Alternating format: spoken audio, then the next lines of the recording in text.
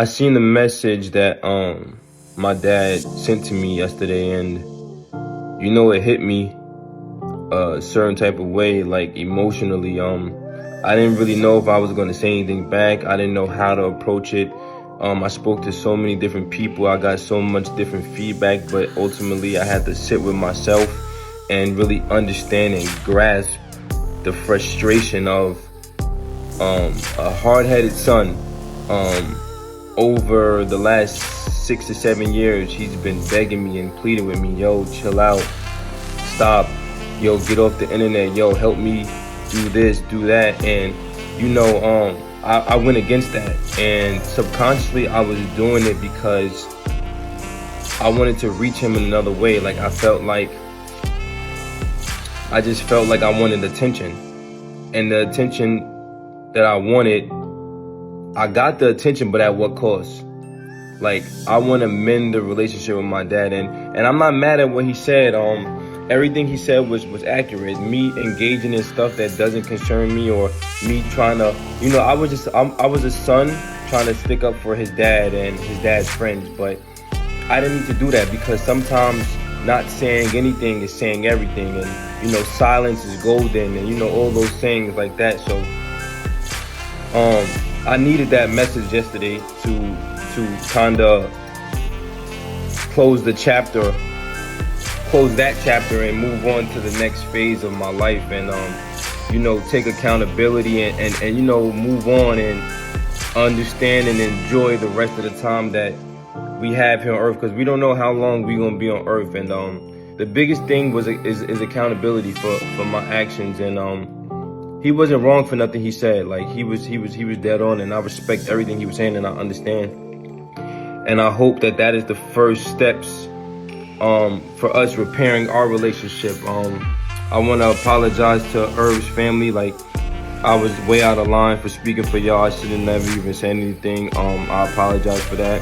I want to apologize to my mother, because I know with all the stuff going on in the news and the media and the blogs, I know she's getting that at work, and et cetera, et cetera. And the list is I want to apologize to my family. I want to apologize to Prince, my cousin, because when he came home, he was telling me, yo, chill out, we gonna be good. So I want to apologize to Prince, my uncles, and Pops. I heard your message, man, and thanks for giving me a public ass whooping. Sometimes you need to get your ass beat in public to understand what you're doing. So yeah, it's gonna be a new me, man. Yo, what's up, people? We back another day on Keep It G News, and we gotta revisit. We gotta go back maybe a week and talk about this Supreme Mcgriff son situation, and all of this is surrounding the death of Irv Gotti. So the video you just watched was basically him apologizing for a video that his father put out in relation to a video he put out before this one. And I'm gonna play all the videos, because I think it's an important lesson that can be learned throughout this whole situation, where you got the internet and then you got the streets. And now we're living in a time where the internet and the streets is kind of like intertwined in a way. For some people, some people can't distinguish between the two. Y'all know how you got some bloggers talk on, like these academics speaking on the streets. And I don't want to just pick on academics, because a lot of guys that do this, where just because they have a platform, they think they are obligated or even qualified to speak on every issue.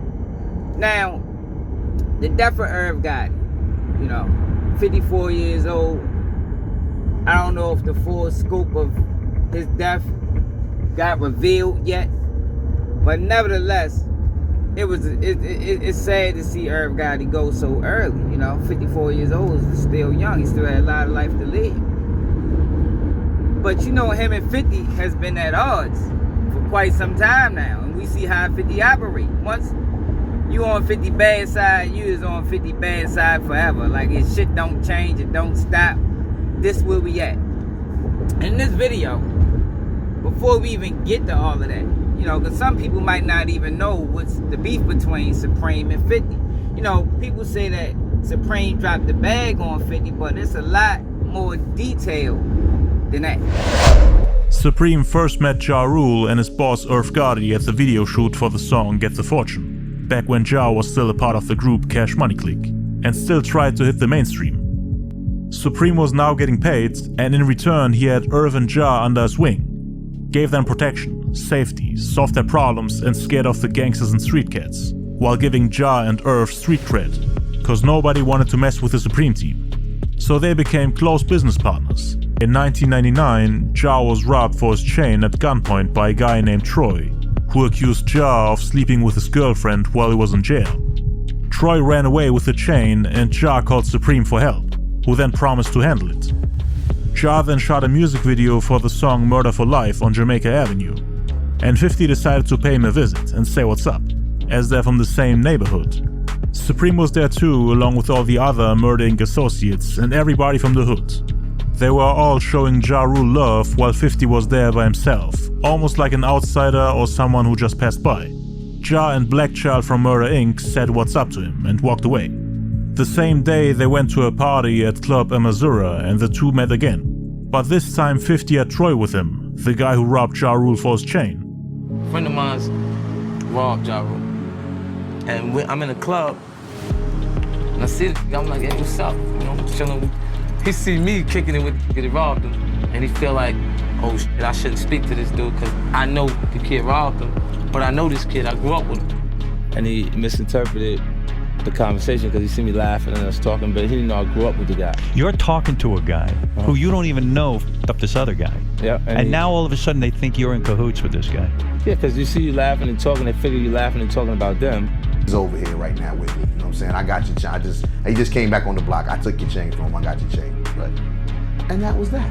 According to the Gotti brothers, 50's hatred came from jealousy, seeing how much love he gets from everyone in the hood while 50 was standing there like a fan. According to 50's ex-manager Chaz Slim Williams, his vendetta indeed originated when he got brushed off. That's when he deemed Murder Inc. his mortal enemy. A beef with Ja Rule could indeed help him to make a name for himself. And I'll tell you personally, the Murder Inc., the people that you see, like Irv, Ja, the people that are involved in the business aspect, are just like these don't got no hood in them. He had a conversation with Supreme, asking him for advice and what he should do against Ja Rule. The idea is, yo, leave them alone, they are food. 50 agreed, but decided to record a Ja Rule and Murder Inc. diss track called Lives on the Line. The original version is not only more direct, but also contains lines about that chain robbing incident, in which he's sarcastically asking Ja why he got robbed in his own hood and why the person who took his chain is still alive and well. Why you get joked in your own hood? Why too wrong to walk around like it's all good? G's look at me and see I'm what they used to be. He wanted the Supreme team to get behind him as a rapper, and not Ja Rule, cause he was quote-unquote soft, fake and not real. Just a studio gangster who's lucky enough to be around real people. Someone who can't do anything without his gangster friends. That's why he mentioned Preem by name on the original version of Your Life's on the Line, to make fun of Ja for needing help to get his chain back. Why you ready to Preem to get your back? Why you wanna approach me? Cause you know I push this back. 50 wanted to take down Murder Inc. and prove himself to everybody. Show that he's fearless, the toughest up-and-coming gangster rapper from Queens. Some say he tried to get Preem's approval and support, while others say he got pissed at him for supporting Ja. At first, Preem didn't really take him serious. To him, it was all just some little rapper bullshit. He told 50 to chill out and leave Ja alone, multiple times, tried to be the mediator. But 50 took the beef very serious. He was reckless, not afraid of controversy or consequences. But still, if one of your idols tells you to chill out and fall back, then you listen to him. So 50 decided to rewrite the song Lives on the Line and take off the parts where he mentions Preem, the chain incident, and the Ja Rule name drops. Yeah, my friends kill my friends like Blackie. He did that shit to him. 50 stopped idolizing Preem at this point. The respect was still there, but he thought that Preem was partially responsible for the death of Black Just. He thought the whole situation was avoidable. And Preem also put out a hit on his friend E Moneybags. All this for a measly $1,000. With a price on his head, E Moneybags would then team up with several other drug dealers who also had beef with Supreme and wanted to go to war with him. The most infamous ones he reached out to were Big Nose Troy Singleton and Nate Green Eyed Born May. who was Supreme's original right-hand man turned rival, who told Prodigy from Mobb Deep to stay away from E-Moneybags to avoid getting involved in the war, cause he almost became part of it. I mean, he was the reason why Bags wanted his money back. The three then caught Irv Gotti from Murder Inc. in the studio and slapped him up. They were trying to find Preem, and Preem's hitmen were looking for them. 50 Cent would later on join this coalition against Supreme, after things with Ja Rule got out of control and he was unable to squash the beef. Mommy, Troy, and E-Bags, when they came through, they holler like, what up? So like he like this. And this gun's still going on. You jumping around in the backseat of the car.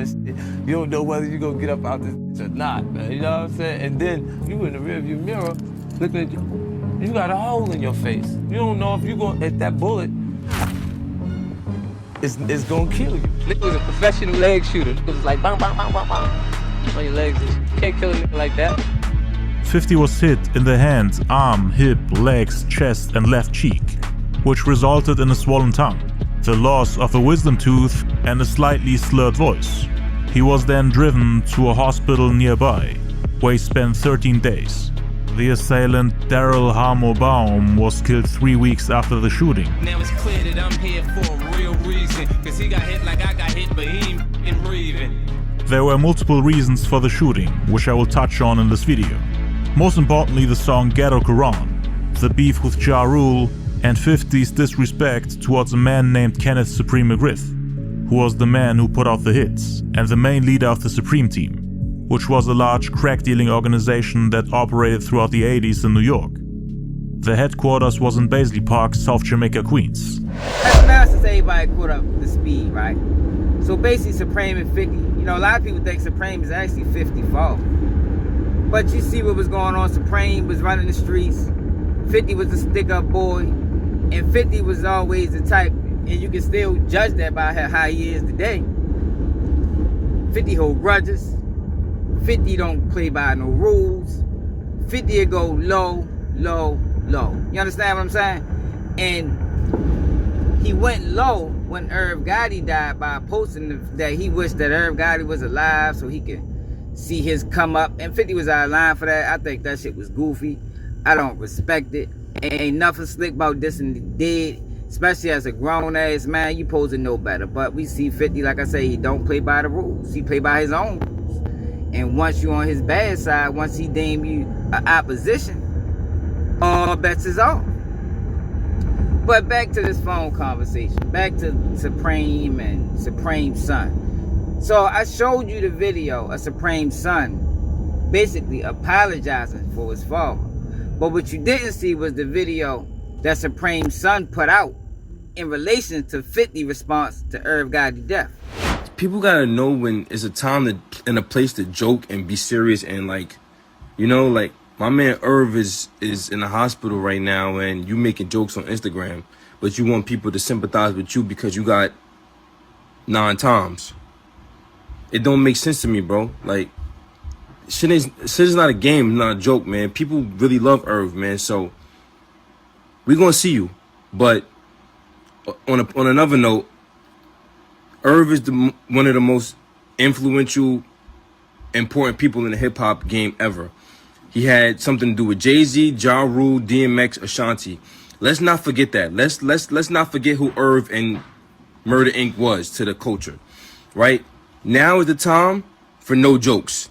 We need energy and we want Irv to push through and make it through, man. We not going for none of that slander, none of them jokes, man, because it's not the time for that, bro. Now, y'all, when I first seen the video of Supreme's son replying to 50, I'm like, yo, why is he even, you know, he ain't got nothing to do with this. You know, 50, his father go back decades, probably before he was even born, or at least he was a kid. So whatever your father got going on with 50, his father's currently locked up in prison, facing with life in prison. But whatever they had going on, yo, that shit has nothing to do with you. And his father didn't like that response. So much so that Supreme, all the way from the feds, wherever the federal penitentiary he at, decided to speak on it. And he gave his son a piece of his mind. And I think it's something that his son needed to hear. Due to recent events, the elevation to a place of peace and rest for my brother and friend, Irv Gotti, and the buffoonish display of my son, Kyle Robertson, I am forced to make a public statement in defense of Irv and his family. I do not indulge in idle chit-chat. When I speak, I have something to say. Kyle Robertson does not speak for Irv or Irv's family, nor does he speak for me or my nephew, Gerald Prince Miller. I was disgusted when I heard about the things he said as far as representing Irv's family. I regret having to take these steps, exposing his lies and fraud. But as a man, you call out those who make inappropriate or false statements. No one gets a pass. I would not be who I am if I favored him simply because he's my son. He is my son, and I love him.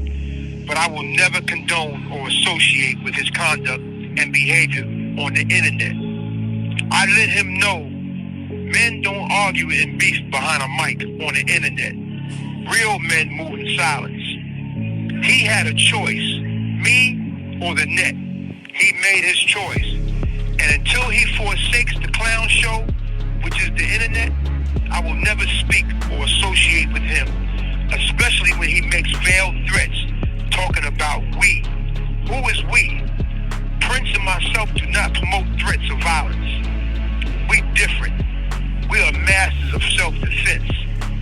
If you ain't talking about positivity or growth and goals, keep your mouth shut. That goes for everybody. Rest in peace, little bro. And mourn in peace the entire Lorenzo family.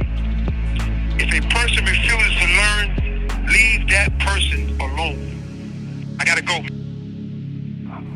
Now you see Supreme vehemently disagrees with his son. He don't like the way he doing things. He don't like the internet. And that's typical for most people back in that era. You know, it took me a long time to get used to the internet. You know, a lot of people, when I started speaking out, a lot of people was opposed to that because of my background and the things that I've been through. And we always just looked at people on the internet as goofy. But we living in a new time where, you know, anybody can get on here and speak their piece, especially if you got something legitimately to say, especially if you can add to the conversation. But Supreme's son was way out of line. Speaking on a beef he had nothing to do with. Like, we don't even know his relationship to Irv. I'm sure he probably knew Irv Gotti, but like you heard his father say, we don't need you speaking for us because words have consequences. And he's not prepared to deal with any of these consequences. And the reason why I say that is because another conversation got leaked. I don't know if this was before Supreme Father put out his rebuttal or after. But Supreme Father went as far as getting one of his lower homeboys or one of his family members that's involved or have some level of street knowledge to reach out to his son and had this conversation, because I don't think his son understand what he said when he first originally addressed it. Yo, man, just don't go on the internet wilding, man. I'm not. Nah, real shit, man. I told you what your pops told me, man. Leave that shit. For real, man. They didn't like one thing you did. They don't like none of the things you did. But when you, cause your pops was like, I ain't gonna lie to you, like, cause when you said, we gonna see you, nigga. Your pops like, you can't do that to people, cause he like, nigga, you ain't gonna see nobody. You ain't like, nah, he said that to me, God. You can't be doing that, man. Yo, but what does that mean, though? That doesn't, what does that mean? But I'm just saying that if I'm not a street nigga, me saying we gonna see. Everybody don't know you not a street nigga, though. A nigga treat you like a street nigga without knowing, thinking you a street nigga. Yeah. Real shit, boy. Yo, bro, me and 50 been going back and forth for 7 years. Nah, but certain shit, when you tell a nigga, we gonna see you, now he like, who we? And what you mean y'all gonna see me? Now you ain't trolling. Now you saying extra shit, like you said threats now. I'm not saying the threat, though. That's what it sounds like. We can see you, And I know that's what your pops and your cousin thinking. That's why he reached out to me. Yo, we can see him and want to have a conversation, though. That ain't how you said it, though. You can't do that, because look, you telling me that. That was y'all interpretation. That's not what I meant by it, though. Yo, man, see, it's going in one ear out the other, man. You ain't listening, man. Yo, you said them niggas don't like none of the videos? Yeah, because you wildin', man. What other videos did I post? You posted a video yesterday and today, right? Or 2 videos today? I posted a video yesterday. Pre-team all the videos that you just posted. See them. And I don't know how, because I've been... It don't matter how. I'm relaying the message to you. What your pops is telling me to tell you to chill and what he did. That's not my pops. I'm my own pops. Yo, man, I'm gonna call you a different. See, y'all, that's why I brought up the point between the streets merging with the internet and how this can be dangerous. Supreme Son don't know what he just did, even with it being explained to him.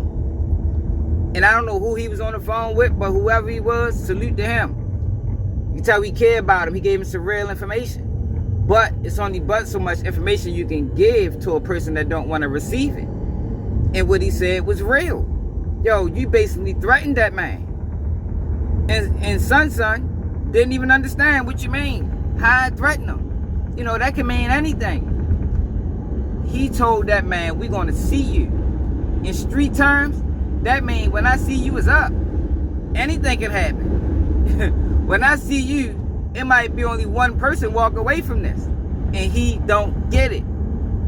But we saying this a lot where you got guys that's civilians or guys that just don't come from that way of living, sticking their nose out there and involving themselves in things that can possibly get them hurt. Now, I'm not saying 50 would do this, but who's to say 50 couldn't take that as a real threat? He probably know the son ain't really about it. But he could take that as a real threat and decide, you know what? I'm ready to get him out of here. You understand what I'm saying? And I'm not saying 50 would do that. I'm just saying, in another situation with a different person, something like that can happen when he's speaking on things and speaking on a way where it can be deemed as, what you want to call it, a threat. And you see at the end of the conversation, he still didn't understand. That's why it's best, yo, speak on what you know. You understand? Stop sticking your nose out there and jumping in every conversation, because he was way out of bounds. He threatened that man. And like the guy told him that was talking to him, yo, don't nobody know if you from the streets or not. Who knows that? Don't nobody know if you from the streets. All people can go by is what you said. And a person can see you and treat you just like you are from the streets based off of what you said. And the whole time he gonna be sitting back wondering what happened and why this person decided to take it this far. And it's all because of what he said. But I just thought this was a good video to make, because I think a lot of people can learn from this, because we see this a lot. You know, people jump out there and you don't know, you might be talking to a stone cold killer on the other side of that phone when you making these threats or speaking in a manner that can be deemed threatening. But salute the Supreme, man. I like how he handled that, you know, real man activity, you know, short, sweet, to the point, stood on business. But Supreme Son has to learn that you don't need to be speaking on everything, man. Your father don't like how you carry yourself on the internet, chasing clout. And we seen what chasing clout can get. Look at Famous Richard right now. He chased clout all the way to the federal penitentiaries, or all the way to the federal jails. And now look at him. He crying and complaining and asking for pardons. Like he don't know what to do with himself, but he deserved it. He asked for it. That's what he wanted. And if he didn't ask for it by words, he asked for it by actions. But let me know how y'all feel about this in the comments. It's another day of Keeping G News, and I'm out.